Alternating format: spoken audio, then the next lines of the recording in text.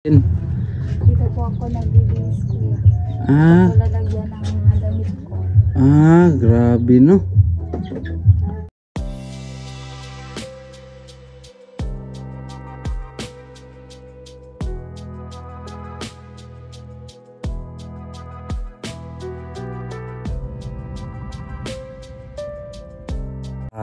Hello po, magandang umaga. It's me, Kalingap TV. At meron po tayong pupuntahan ngayon mga Kalingap, at mayroong inilapit po sa atin na isang babae ba na kailangan po niya ng tulong. At sa mga kasamahan ko po na nagtataka dahil isa akong reaktor ng Kalingap, no? At baka magtataka kayo kung bakit ako nag-charity, ay matagal ko na po itong ipinaalam kay Kuya Val. So pumayag naman siya, kaya susubukan rin po nating mag-charity rin, at baka sakali mga Kalingap, sa pamamagitan ng ating views pwede nating matulungan si Roslyn mga Kalingap sa kanyang pangarap. So ngayon nandito po tayo sa tabing kalsada, no? Kaya naging maingay at patungo po tayo ngayon mga Kalingap kay Roslyn, at tara, samahan niyo po. Ayun mga Kalingap, no? Nandito na po tayo sa bahay nila Roslyn, at like and share po ng video na ito, baka sakali na mas marami pang makakita at matulungan po natin si Roslyn. So tara, samahan niyo po ako mga Kalingap.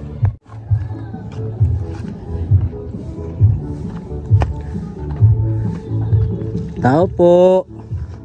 Ayo. Ay, dito na pala si Roslyn, guys. Siya yung inilapit sa atin sa isang kakilala po natin. Roslyn, magandang umaga po. Ito pala yung bahay mo, no? Bahay mo to? Ano mo to? Kumakain? Ano tayo po? Wala pang ulam. Bahay mo to, Roslyn, no? So siya pala si Roslyn mga Kalingap, at pwede bang pumasok po tayo muna? Sige, tara, samahan mo niyo ako mga Kalingap. At ito pala yung bahay niya, grabe. So dito ka natutulog, no? Dito pala siya natutulog.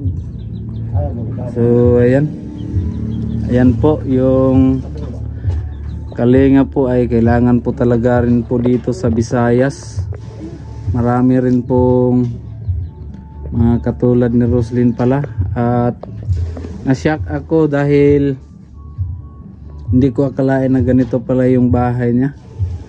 So ayan, kitang kita niyo naman, dito daw siya natutulog paggabi, no? So delikado, may walang takip dito. Okay ka lang dito? Okay naman, kuya. Okay naman. So ayan mga Kalingap, no? At dito po tayo kay Roslyn. Inilapit siya sa atin, baka sakaling magka-views, at yung views nito ay itutulong rin po natin sa kanya, no? So magpapakilala muna ako sa kanya, at ako nga pala si Kalingap TV. So siya naman si Roslyn mga Kalingap. So anong meron dito sa bahay mo, Roslyn? I-house tour mo kami. Mga manonood natin. Dito po ako nagbibihis, kuya. Ako lalagyan ng mga damit ko. Grabe, no? So ayan mga Kalingap po, dyan daw siya nagbibihis kapag katapos niyang maligo. Malapit lang yung balon nyo dito, no? Sa bahay mo, no? Sa gilid lang. So pakita natin doon nila mga Kalingap, doon siya naliligo, no? At ayan, upo ka muna dito. Okay ka lang? Nahihiya pa siya mga Kalingap, siyempre first time, at ganun talaga yan, no? At Roslyn, baka sakali na may tutulong sa iyo at anong pwedeng maitulong nila para sa iyo. Baka sakali merong maawa. Anong mga gusto mo? Or kahit anong gusto mong matanggap ngayong magpapasko na?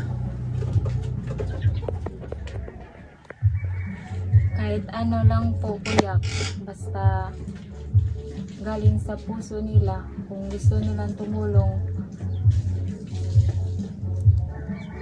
basta magkakasama kami dito sa bahay ng aking mama, nagsalo-salo kami sa Pasko. Ganun ba? Sana may maawa sa iyo, no? At nasaan pala yung mama mo? Pumunta kay Papa, nag-ano ng isda.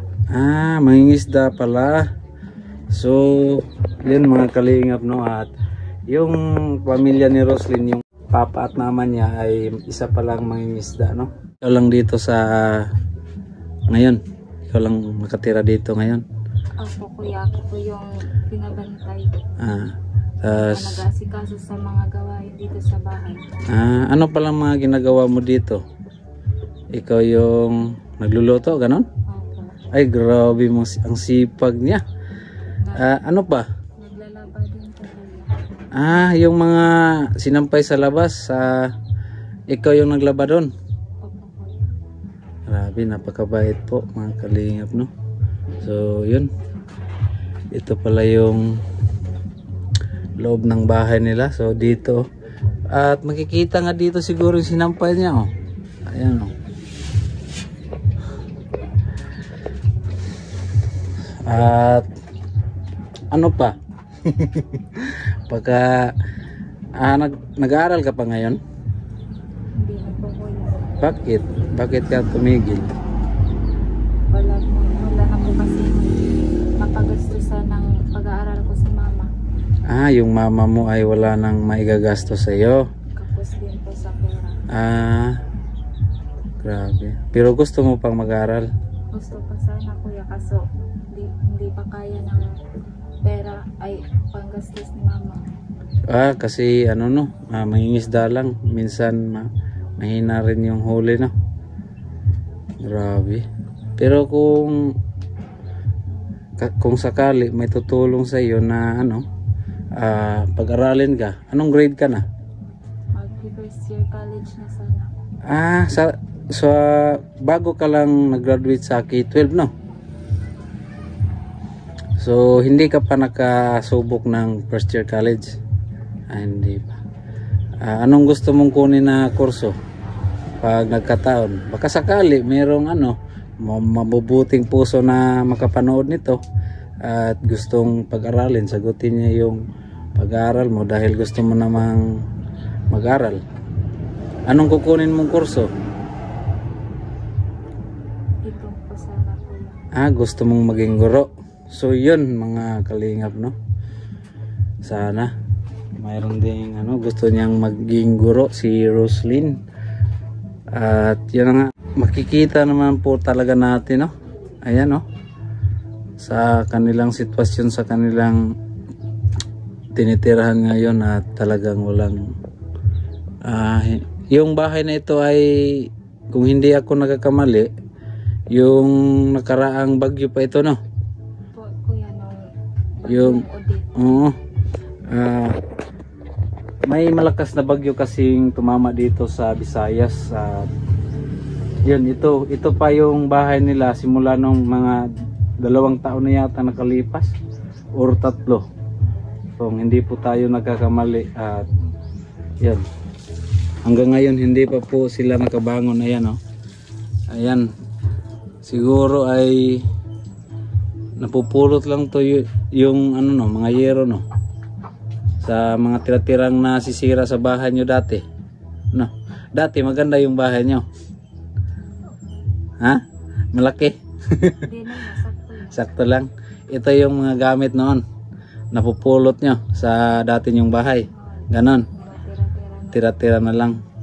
So yun, at yun po, sana po ay Kahit hindi man lang natin matulungan, sa views na lang po, at kung meron man pong magmagandang loob magpabutulong kay Roslyn, ay mag-contact lang po kayo sa akin at bibigay po natin sa kanya kung meron mang gustong tumulong po sa kanya, dahil kailangan po niya ng tulong kahit kaunti lang, or sa pamamagitan po ng views po ng video na ito. Sana ay i-like and share nyo po ito at para mas marami pa pong makakakita nito, at nang sa ganun matulungan po natin si Roslyn sa kanyang pangangailangan kahit papaano, kahit sa maliit na paraan po. So yun lang po, at salamat po, at yun. Paalam at salamat po sa lahat.